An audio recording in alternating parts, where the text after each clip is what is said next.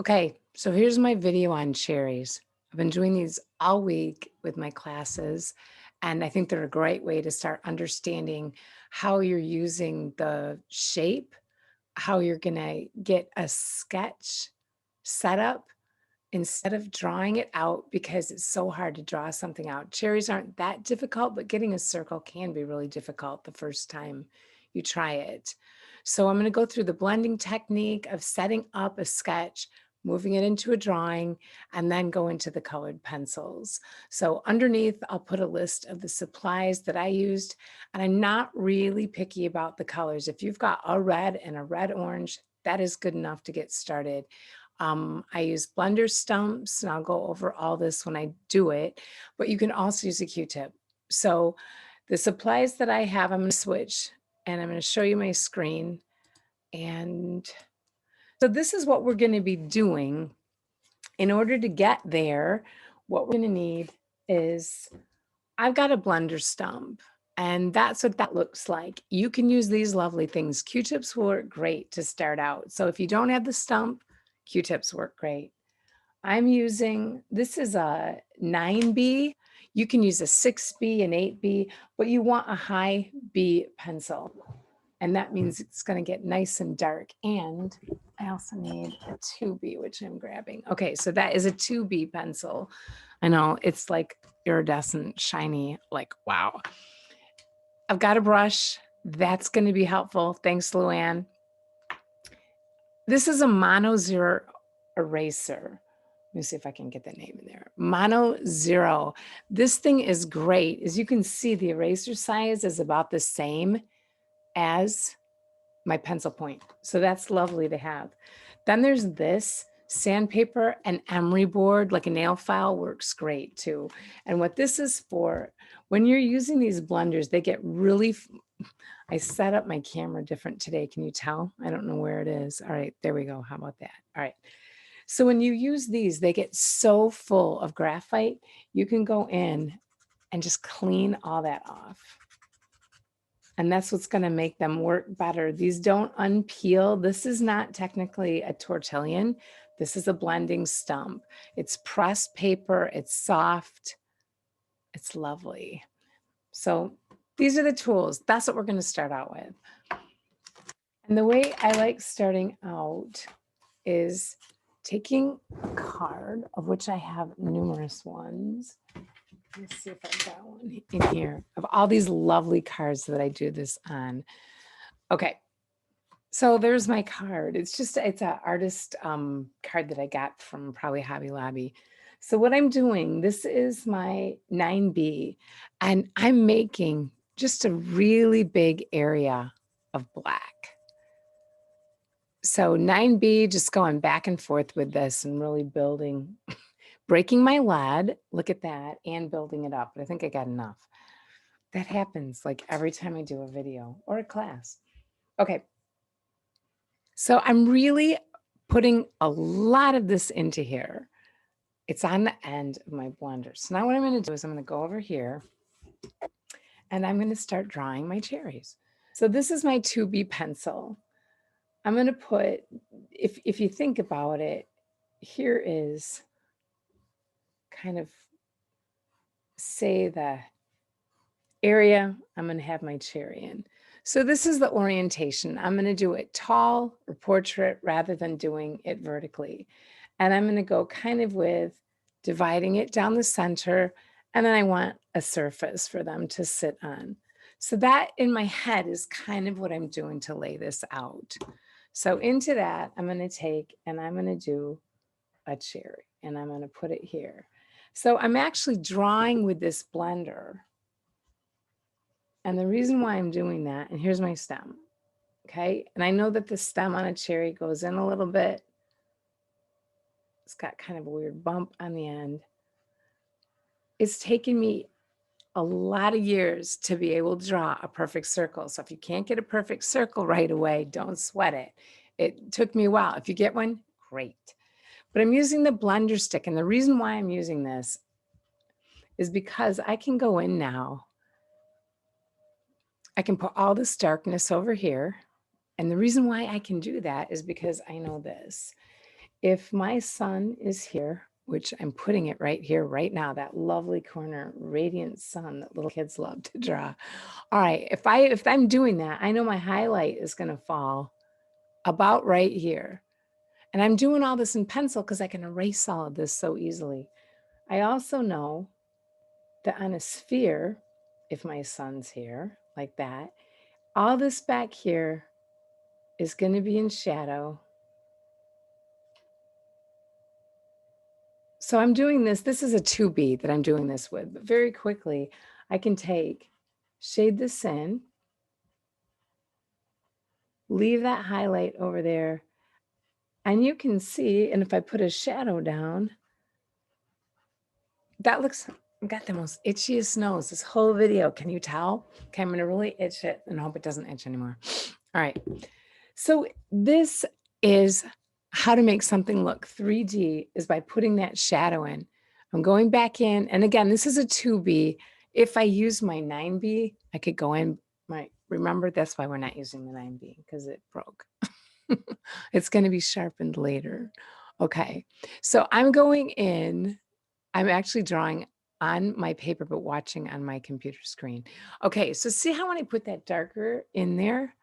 Okay, look at that. I mean, that does look illusion-wise like a nice circle. So what is actually happening on this is a gradient blend.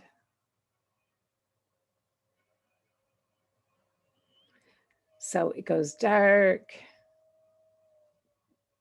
there's a medium,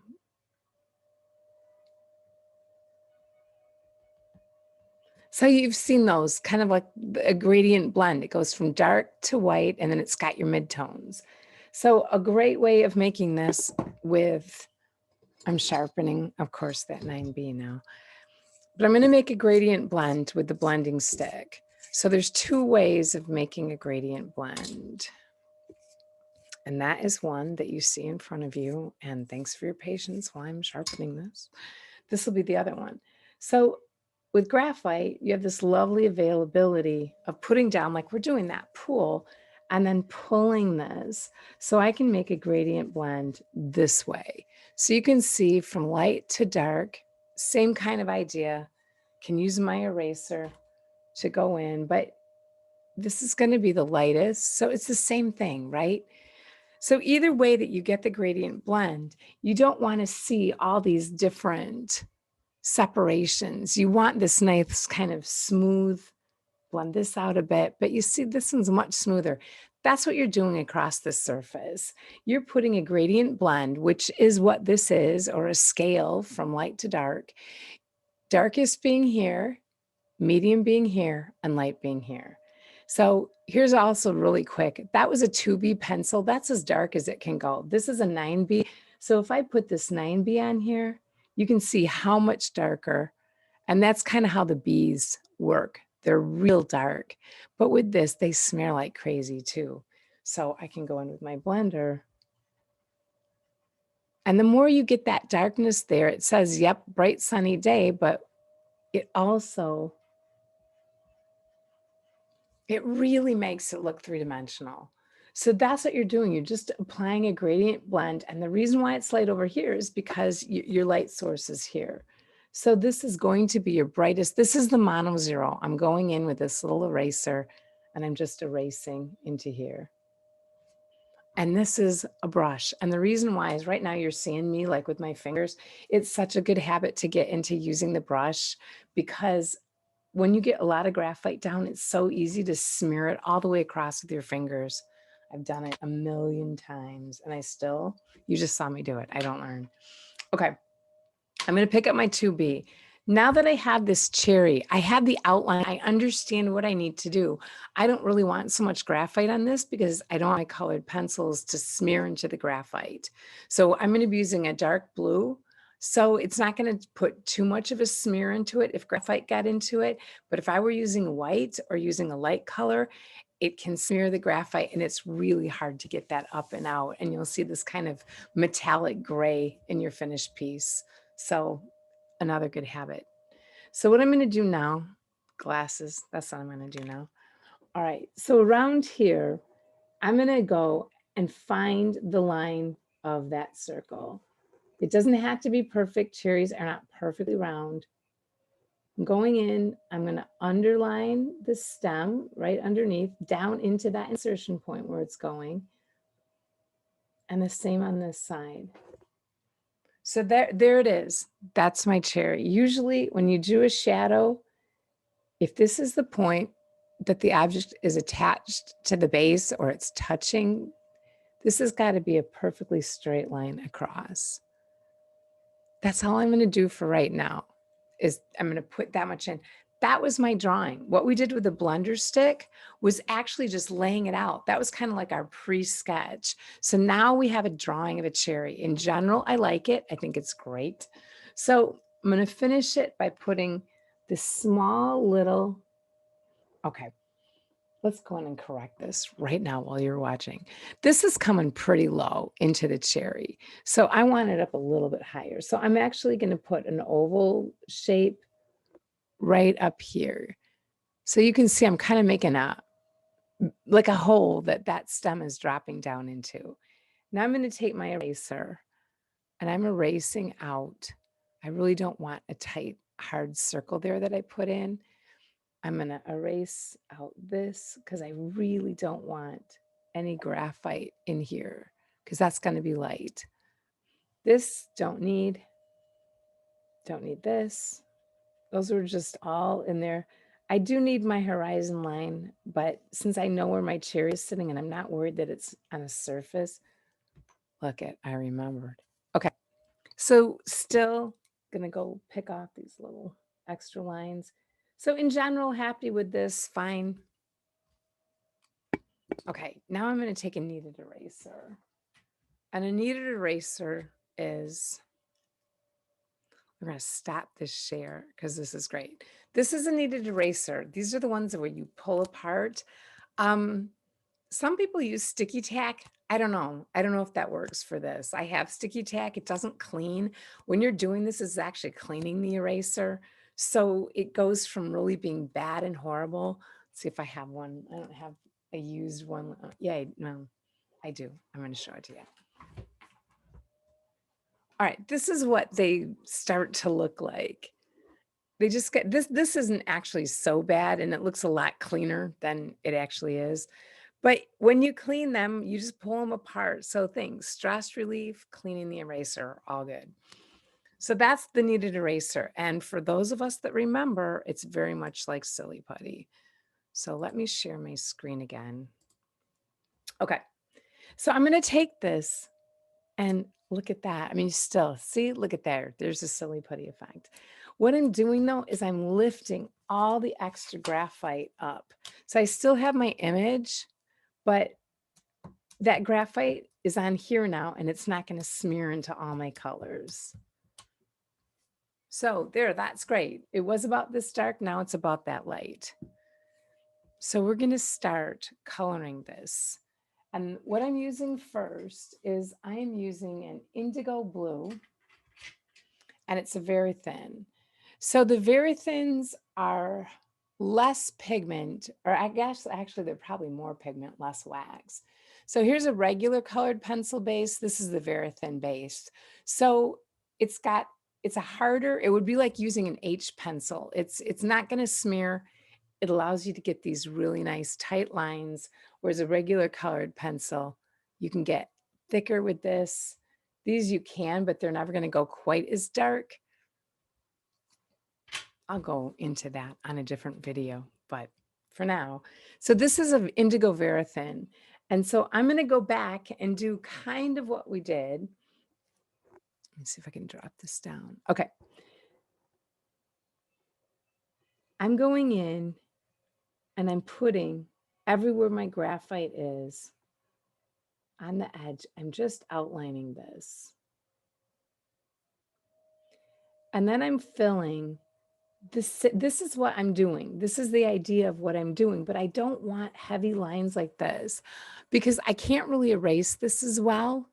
And I really want this translucency of this. So I want you to be able to see all the layers. And if I put down such a dark layer first, you're going to see a lot more blue than I want you to see in this as the viewer. So I'm doing this kind of thing, little circles. I want to build up my color, and you can see by going over slowly but a lot and then speeding up. Also, I'm going back and forth like this. I'm trying to cover the paper, but I'm not biting into the paper. I'm holding my pencil about this far down. So I'm putting that gradient blend in. This is my dark. So I'm going about this line right here is the level of color application. You want to be in that light to mid, just starting in here. So I'm not saturating, but I'm putting down, you can see I'm putting down color. And then right where the stem is, I'm putting that line in here. I'm going to go up into the center a bit. Now this is my mid-tone. I'm still only applying this much pressure. And remember that big circle, that's where the highlight's going to go. So I'm kind of leaving that area white right there.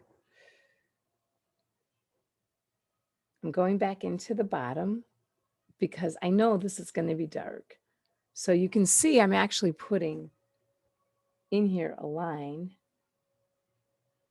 I'm moving this out because I can see where my pencil is still, my graphite from before. I want to make sure that that's covered. So it's going to make my cherry a little bit bigger than it was. And now because I have a line here, I need to make that gradient blend. I need to pick up the darkness of that line and start moving it around, because what gives form is this dark here as it slowly moves, dark, lighter, lighter, lighter, and then lightest. So with the very thin and with the colored pencils, you can't get this type of blend. You can't go in with this and just go, you could do this, but you would have to get one of these in blue, one in yellow, one in orange. There's also colorless blenders, these kind of guys. So this is a colorless blender, water-based varnish. How about that for my colorless blender? That's my colorless blender. And this honestly is how much I use it. It's not even sharpened. To me, it puts a lot of grit down. I prefer to blend with colors, but you might love that blender. It's definitely worth trying. Some people absolutely love them. I've just not found them to work as well for me. So I'm putting this blend in. That's about all I want to do with my indigo blue, except for one more thing. Here's my sun. So on the far side, I'm going to just darken that side from about that little notch right there, here. And then because I can, I'm going to put a little bit under there just to make it, it's going to make it look a little bit more real. Okay. So that's it. Maybe here, a little bit here. And then right over here, I'm going to fill in. Remember that oval we put in here? I'm going to fill in this side because that would kind of be hidden in shadow. So my oval was here. I'm filling in right here. Okay. I think I've said okay like 20 times now. Okay. So now I'm going to pick up, this is Tuscan Red. There also is Terracotta. Either one, I'm going to show you on these cherries. This cherry was done with the Tuscan Red, or yes, the Tuscan Red. Tuscan Red is a blue red. It's still on the brown, but when you look at terracotta, terracotta is really an orange red. So this was done with Tuscan Red as a base. This one was done with terracotta. So you can see this one's slightly more orange. This one's a little more red. And it's mainly like right here where you're seeing it. That's a little more red. This is a little more orange. It's so subtle. And that's why on a lot of my colors, I have or. You need to have a dark red. These will work as your dark reds. These would be your mediums. So again, just like over here, we're doing dark, medium, and light, but this time now we're doing it in color. So it's going to be dark, medium, and light, and that can look like this. Here would be my Tuscan Red, and then I'm going to go with my crimson. So that would be my dark. This would be my medium. And that would be my light. They're super similar. And the difference between these really are is this tends to be a little bit more orange. This tends to be a little bit more red. Can kind of see that. This looks a little more pink. This looks a little more orange. So what we're doing is making a gradient blend because again, these colors don't blend. There's no way I can take and blend this out to get this color. So in colored pencil, you need to make your blends instead of doing them like in graphite, just like that. So now I'm going to actually take the Tuscan red. So that is this color over here. So what I'm working with right now that I have in front of me, like, here's what I usually do. Over here, I have this lovely tray that has kind of, well, there's a chicken, there's an eraser, but it's got, these are the colors that I'm using. They're lined up, and this is what I have pulled out right now in front of me. So I'm going to take the Tuscan red and I'm going to do the same thing. I'm going to go over all of this. It's going to change it to a darkish purple. And this really changes very quickly to dark. So I'm still concerned about going dark, medium, and light. So I don't want to put a lot down here since this is my medium range. But I'm giving it a good coat. I'm going up here on the side. I'm going to come a little bit into my highlight. You can see how I'm over the blue because you're actually seeing the red. Closing down that highlight a little bit. So now this becomes lighter, but it's light red. Here's my medium. I'm going to cover that with a little bit of red back here too. So here's my light, here's my medium. So I've got all my medium tones in. And again, all I'm doing is an application of about that light. So one time passed is that light. I'm building it up, but because I'm over the blue, it's going to build up faster and darker over that blue area. So down here, I'm still putting in that same level. I'm not pressing harder down here at all. I'm just covering this, everything that I had, covering the whole thing with this very light layer. And just getting it, you can see, you're still seeing a lot of white from the paper through here.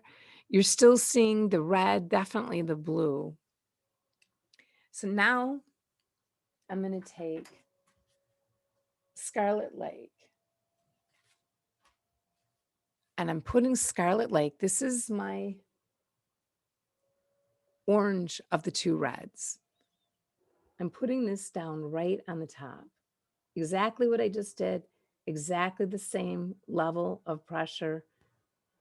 You can see how this is really, though, with those two colors underneath. Again, here I am in my lightest area, going in here, making sure I cover everything.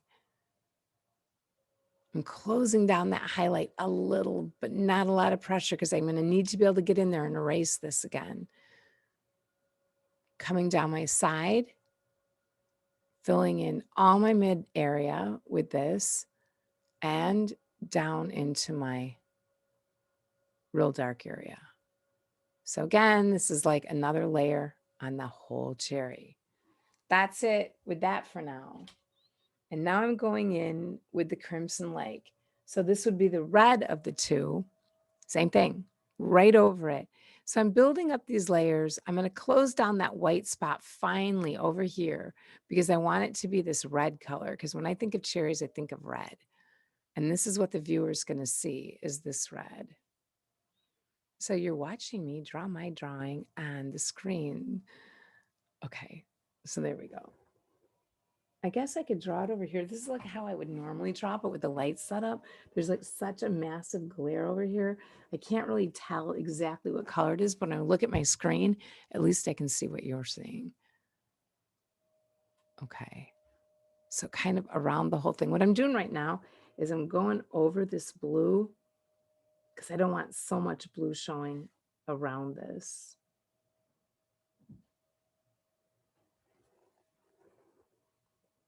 So once that coat's on, now I'm going to take white, and I'm using white as my blender.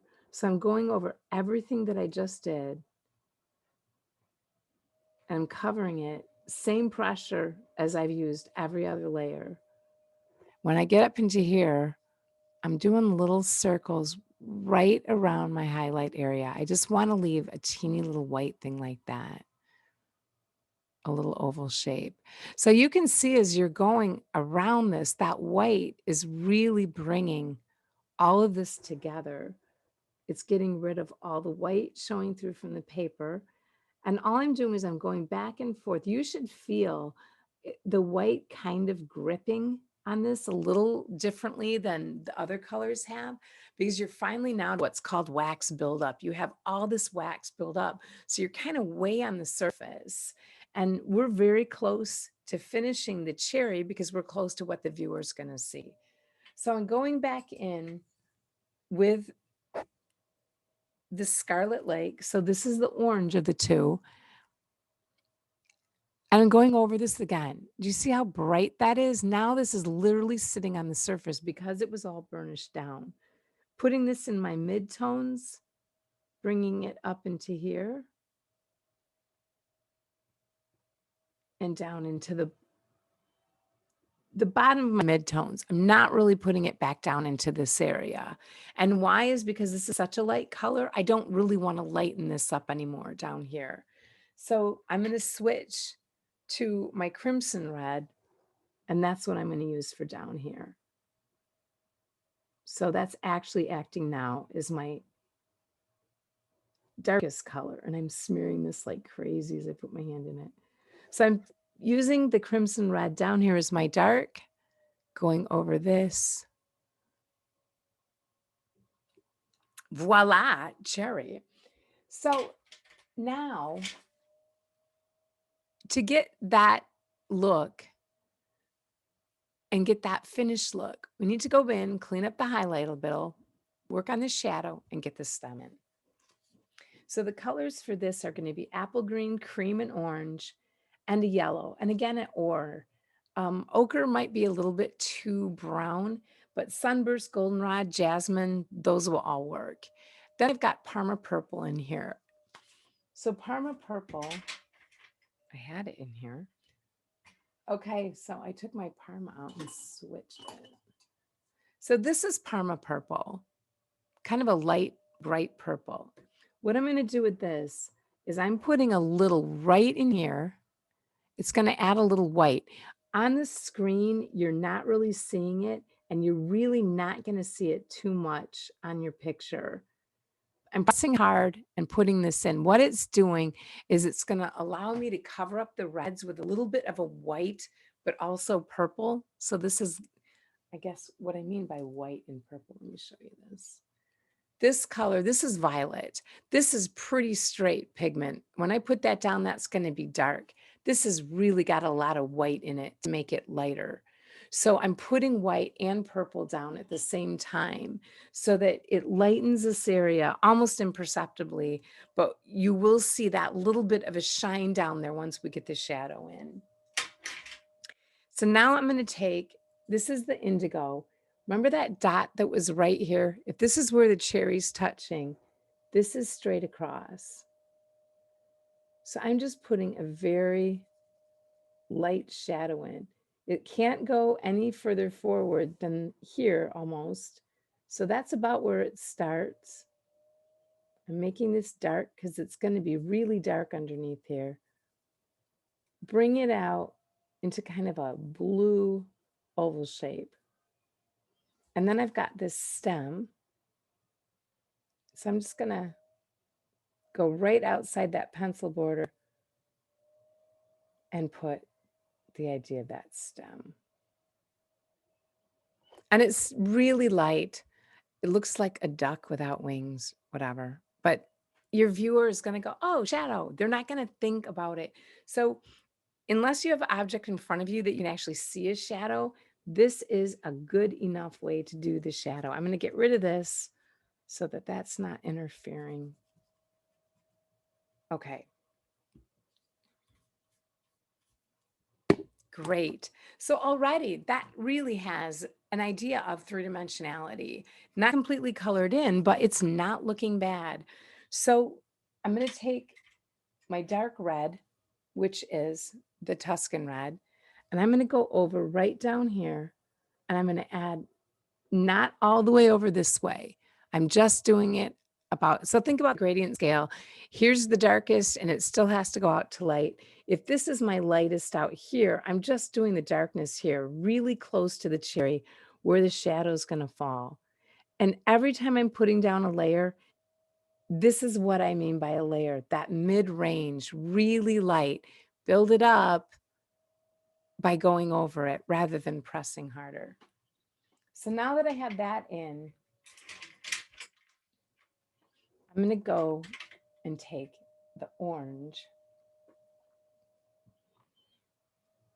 and I'm going to take right in the shadow areas on top of the blue. I'm drawing with this orange. I didn't draw with the orange here. I didn't draw with the blue here. That's still my pencil line.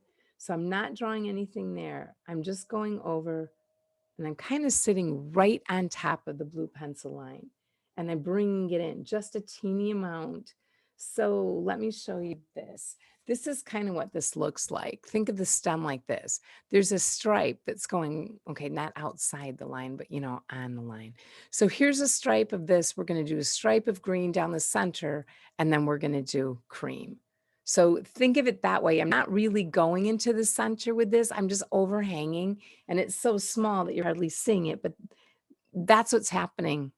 It's just leaving that because when I move with this a little and I'm hugging that orange right next to it and really just pulling a line about that light. I'm covering up the orange, but I'm also letting a little of that green show right next to it down the center. And that's it for that. And then I'm going to take cream. This is my last color with this. And I'm going to blend and just kind of put a line right down that far side. And that gives you a really nice 3D looking stem. So that's that for the stem. And I need to clean up a little bit right here. I am checking my eraser because a lot of times I've erased other stuff. And if I went in to do this highlight, I'm going to smear whatever was on here all over it. So erasing just to make sure there's nothing on here. And then I'm going to go in and I'm going to use now my eraser as a blender and I'm going to blend in this whole area. I'm going over it. This is also lifting off a little bit of color. So you're going to see on the bottom of my eraser how much red there is. I'm going to erase with it right here. So you can see there's a lot of red that's being left in there. So I'm going in, I'm pressing down, and I'm just lifting out that highlight. And I'm kind of making like a little star shape around it, fanning out. And then I'm erasing and blending down the whole side. I'm erasing this out because there's a line I've got in there and I want this to be, see this line? You can see there's a dark spot. That's what I'm getting rid of. Making sure that that's not there. And that comes because that was my original pencil line. Okay, so now that that's out, I'm going to go back in. This is Scarlet Lake, the bright red of the two. Is it? It's not. I want crimson. So going back over this, and you can see, boom, bright papa red in there.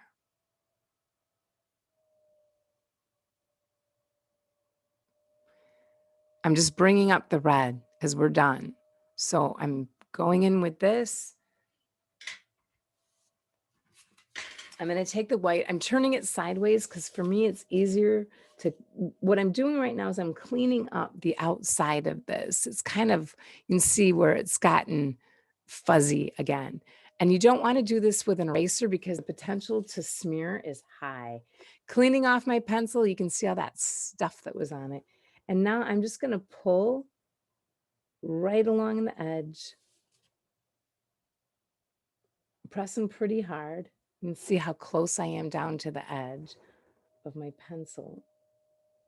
And just on the top over here, I'm going to go into and blend down on that side where the light is hitting. Now I'm going to take my Verithin. I'm going to go back in, make that darker in here, just that little bit right in there on either side of the stem. That cleans up the stem a lot more right there. I like it. Okay, so last thing right here, and this is so light. So I'm doing this. I mean, you can hardly see this, almost no pressure. On the very, very edge, I'm putting a teeny little bit. But do you see how that closes it up? I'm actually drawing right on the edge of the cherry, but the line itself is overlapping a little bit into the white. And I'm just pulling it. And by pulling it, I mean I'm going like this. Instead of this, I'm pulling it because it allows for a lot more control when I'm doing this. So once I get that in there, I can see that you can see there's a little bit of blue showing down here. So I'm just going to cover that with the Tuscan Red, which is the first color we went around with. That puts that dark back down here. Always going to blend it in. I'm going to cover up any blue that I might be able to see. I'm going to go over it with this. And then to clean up the shadow, I'm going to go in with a little bit of green and bring that out into here, a little bit over into there. You're really not seeing green. What we're doing is making black, because if you go in with black straight, it's going to be so dark. So I rarely use black. This is orange, putting a little bit of orange in. I'm also going to put a little orange right here. I just want to brighten this up right here. And then the last thing we're using is I'm going to take this is Sunburst Yellow, and I'm putting it in right here. And the reason I'm putting this in right here is theoretically, if this were real and this was round, this would be the closest part to you. This would be right here. And I just want that to stand out and pop a little bit more. And so I'm adding a little bit of yellow. On the screen, it looks like, okay, I don't know. Let me see if I can tip it, if you can actually see it. It's there. On my paper, I can totally see it, but it just brings a little bit more brightness to this area. And I'm scooting it a teeny bit up here. I mean, these are all such picky little end finishes. This is the point where you're like, am I done? Am I not done? Am I done? Am I not done? And in general, I'm done. I like it. The only thing that is still bugging me is I can see over here, there's this uncleaned up edge. This is the crimson red. This is a bit dull, but not in color in terms of sharpness, as in I need to sharpen it. But just closing that line off a bit. So that's it. That's my cherry. And the last thing I'm going to do is I'm going to go in right up close, and I'm dragging. Don't press hard with a Verithin because they really can cut the paper.